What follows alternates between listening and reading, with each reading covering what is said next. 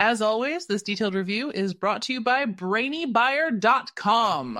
Shop smarter, be a brainy buyer. All right, so we're looking at two Weber grills today, the Q1000 and the Genesis E-325.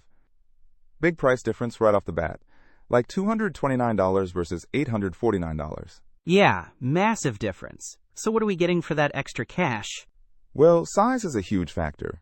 The Q1000 is compact, only 189 square inches of cooking space, perfect for tailgating or a small apartment balcony. The Genesis E325, on the other hand, boasts a whopping 641 square inches. It's a full-size grill for family cookouts. Okay, makes sense. So the Q1000 is more for portability and small meals. What about power? The Q1000 has one stainless steel burner, putting out 8,500 BTU. The Genesis E325 has a pure blue burner system. It has 3 burners to get consistent heat across the entire grilling surface. Also, the Genesis has an extra-large sear zone. Gotcha. So more even heat and a dedicated sear zone on the Genesis. What about the grates themselves?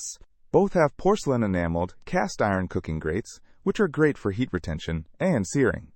The Genesis also has flavorizer bars, which vaporize drippings to add flavor and prevent flare-ups.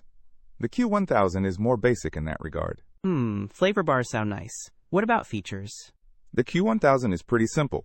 Push-button ignition, infinite control burner valve.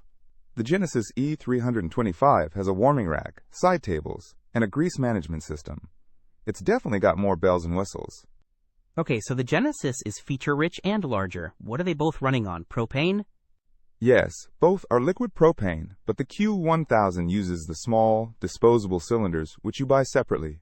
The Genesis connects to a standard 20-pound propane tank. You know, the big one. Right, that makes sense given the size. And? Assembly? The Q1000 comes fully assembled, ready to grill.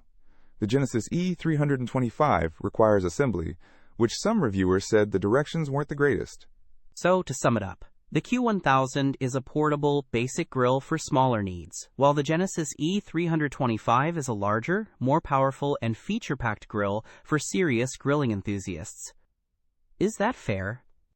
That's a pretty good summary, yeah. It really comes down to what you need and how much you're willing to spend.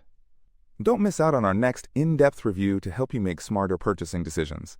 Hit that subscribe button and the notification bell so you're always in the know.